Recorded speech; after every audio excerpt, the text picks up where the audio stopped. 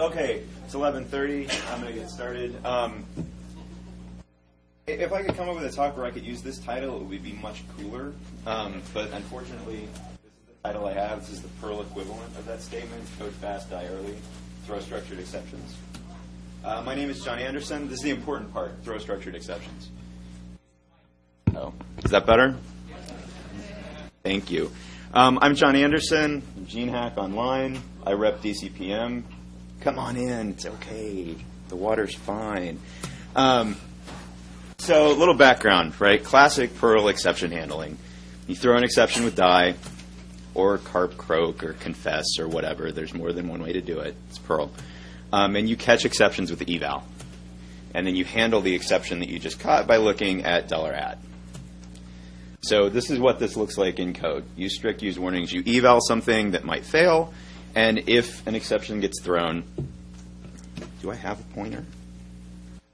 I have a pointer. If an exception gets thrown, you handle it by looking at $@.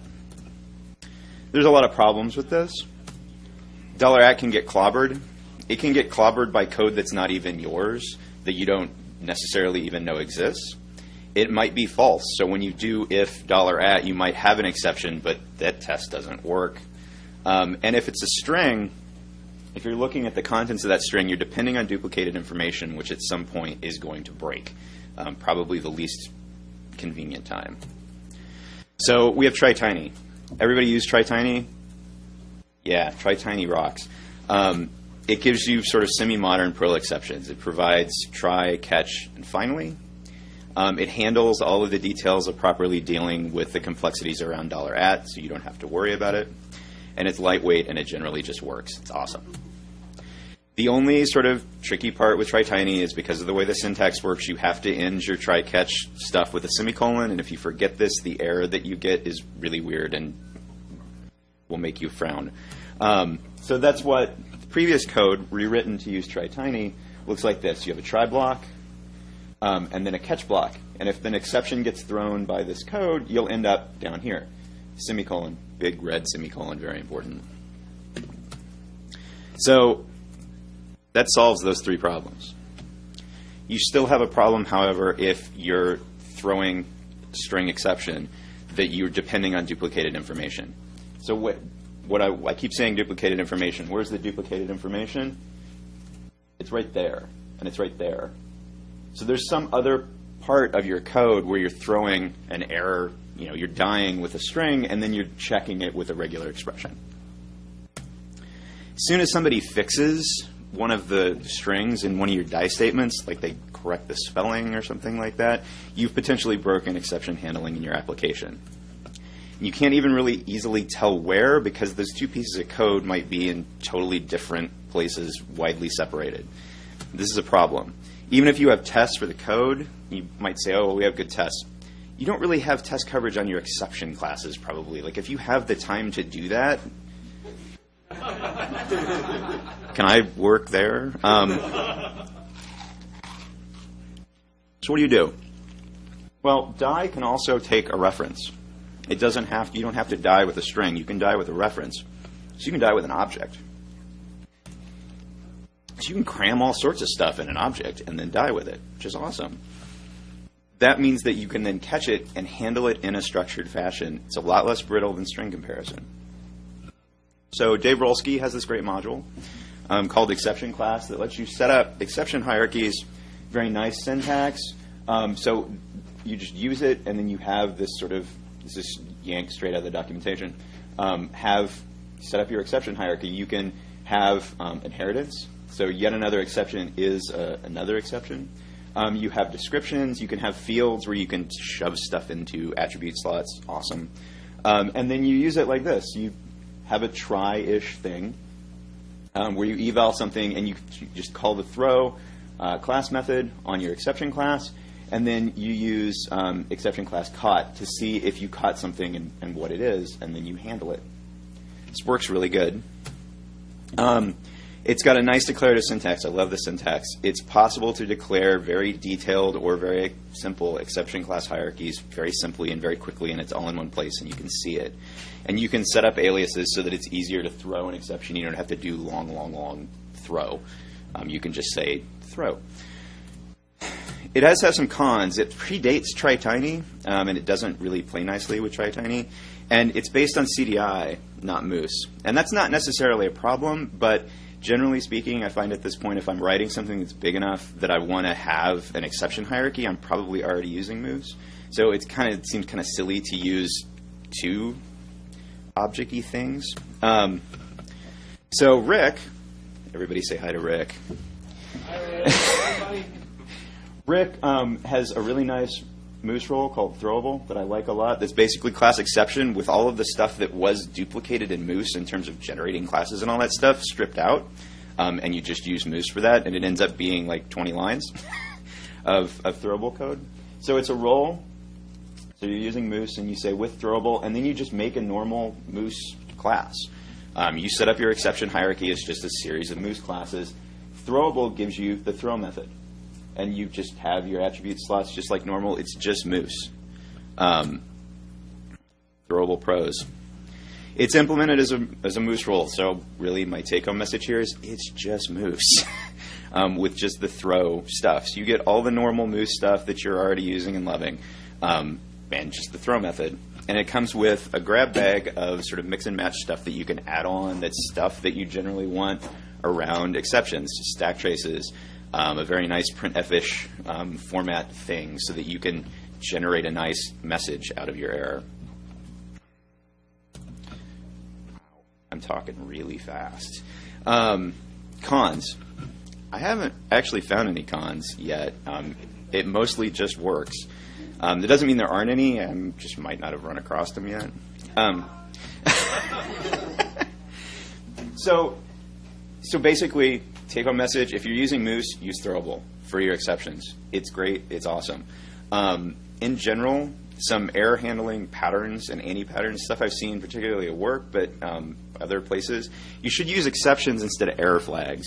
Let's get rid of the error flags.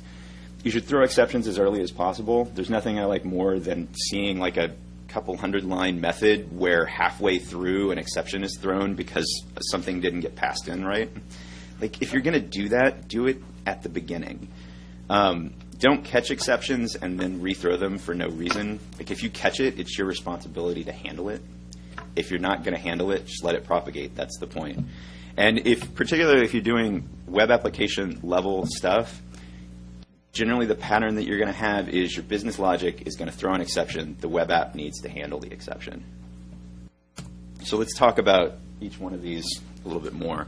So this very tiny bit of code has been somewhat anonymized to hide the guilty, is a catalyst action. So even if you don't know what that is, basically you would hit a URL on a web app and this code would run.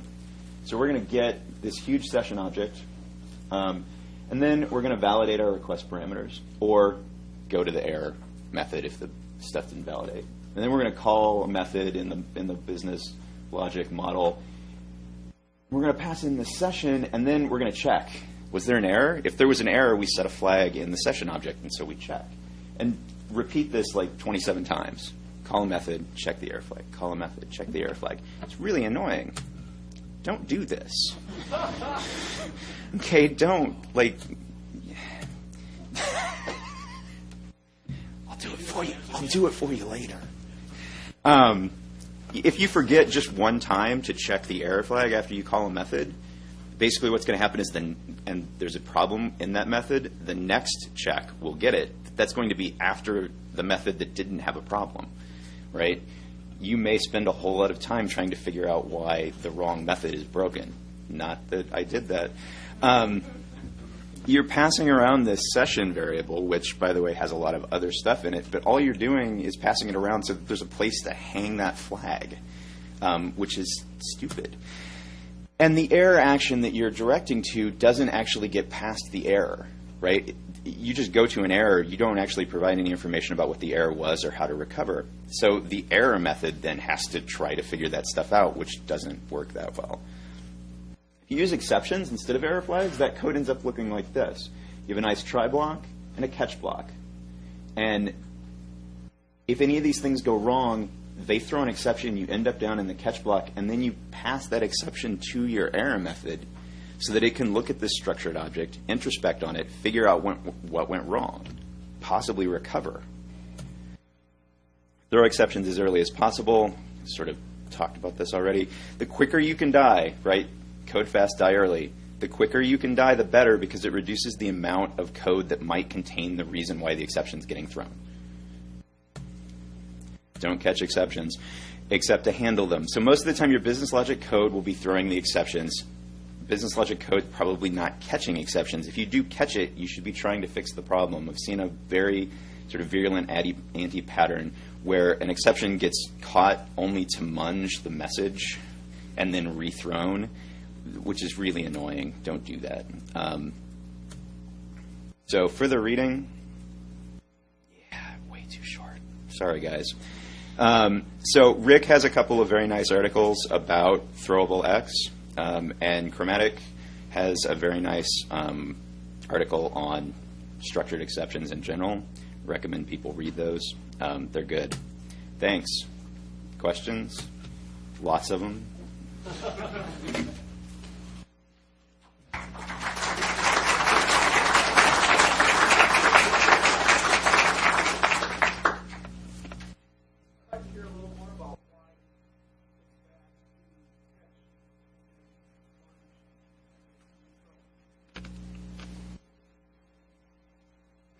I just don't like it.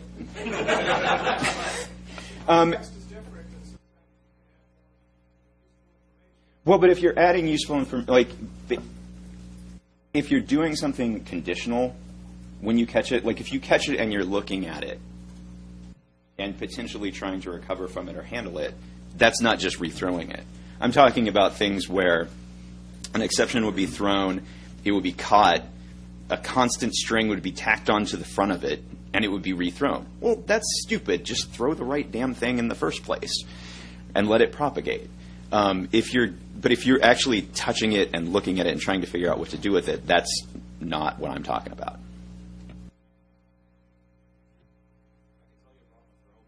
Yeah.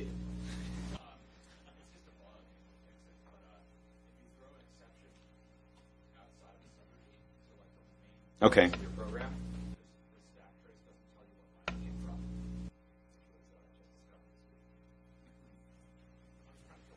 That's the level. Okay, so this is why you should use Throwable, because that's the level of stuff he's worrying about. Everything else works.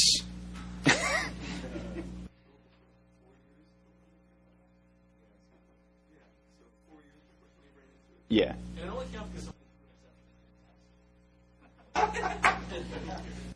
That should also be another probably don't do this.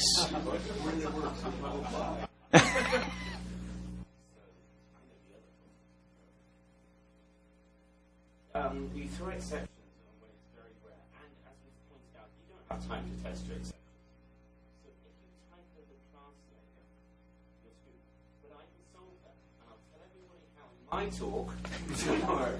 Exception. I can tell you before we do that, although I don't know if it gets your thought. We use a library called LooseX Class Compositor, which you get a bunch of roles and build you a class, so you don't actually run. I don't run classes anymore. It's like so 2000. And so we make a curried version of that object, where you say throw, and then you name whatever classes, whatever roles you want the exception to have, and it generally deals with this problem.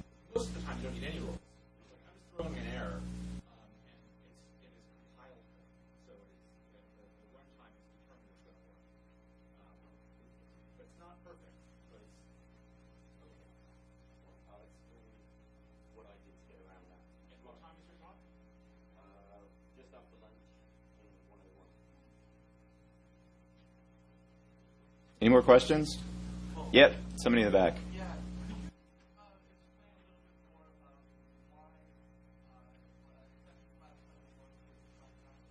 So why doesn't exception class work with try-tiny? Basically, let me go back to the code. It's not that it doesn't work with try-tiny. It's just sort of not compatible.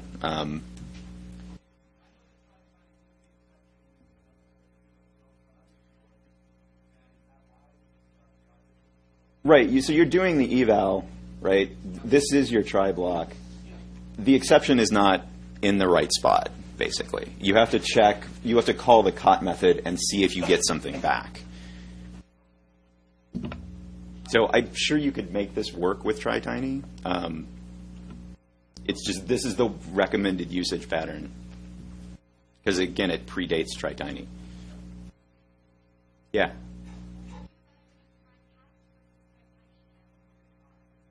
Does somebody else want to handle that? Because try-catch has a longer history. It does sort of more magic stuff. Try-tiny is, I think, just smaller and nicer.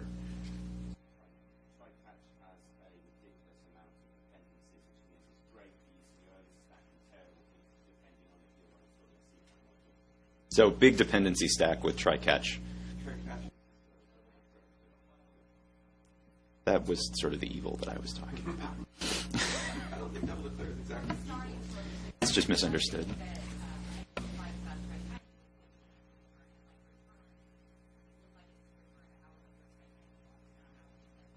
Yeah.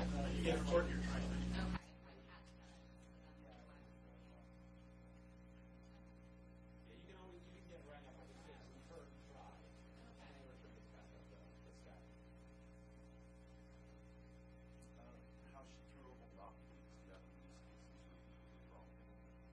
I would say, like, if you're not already using Moose and you don't need Moose, don't add Moose just to get throwable. I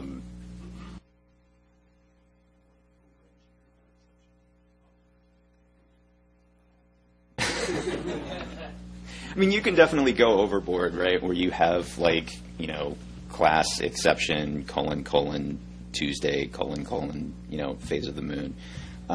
Where you get overly specific. Most of the time, what you need is just enough information so that when you're looking at the stack trace, you can get back to where it came from. I think writing a lot of code that tries to do a lot of exception recovery is a very twisty rabbit hole to go down. It's oftentimes better to just blow up noisily. So you're not recommending rethrow with, a blob of text, but if you've looked at any stack trace where you're using this, I anyway want some help sorting through what's crap and what's something I really need to worry about in the stack trace. And prepending something and rethrowing is a way to do that. It's maybe not the best way, but it's a way. So you could, one of the things you can do for things like exception class, which is kind of using stack develop stack trace underneath the hood, is you can tell it what not to list in your stack trace.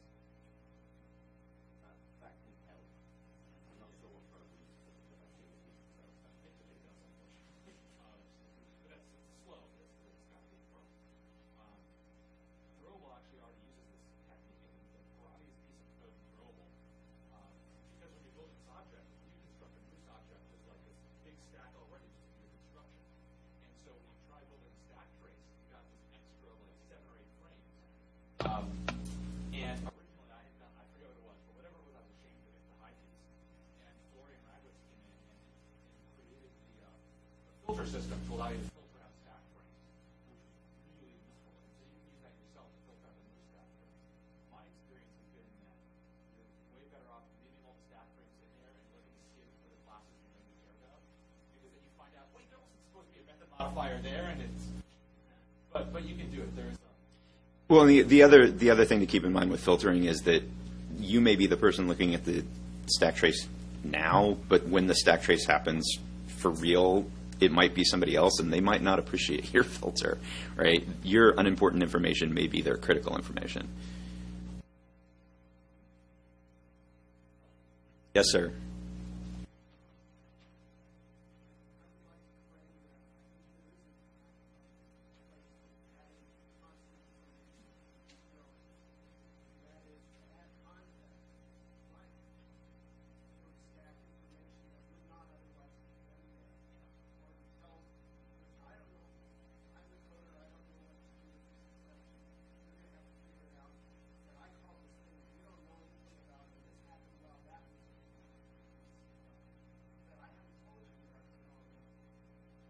I can see that the don't rethrow things after munging them is a religious position. Well, it's a religious position that I have the right position on, and these other people are wrong. But shh. All right, thank you. Oh, one more.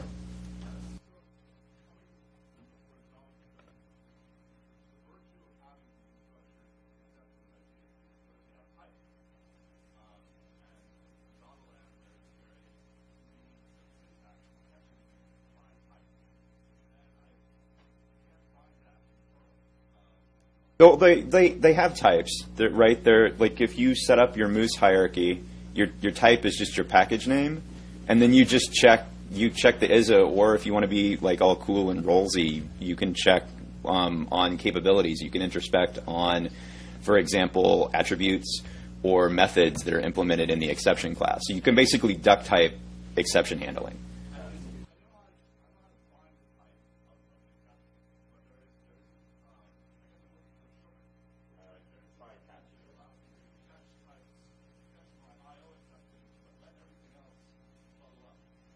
Try catch does that, yeah.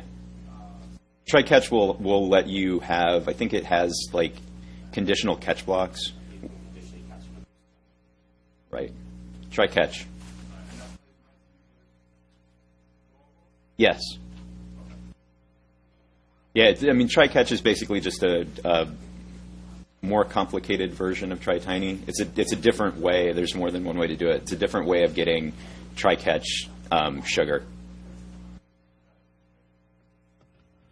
Yes.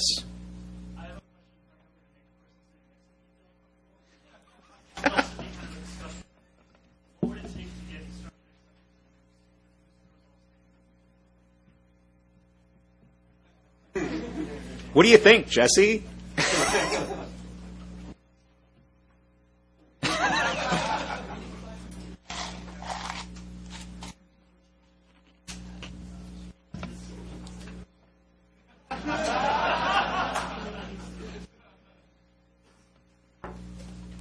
All right, thanks.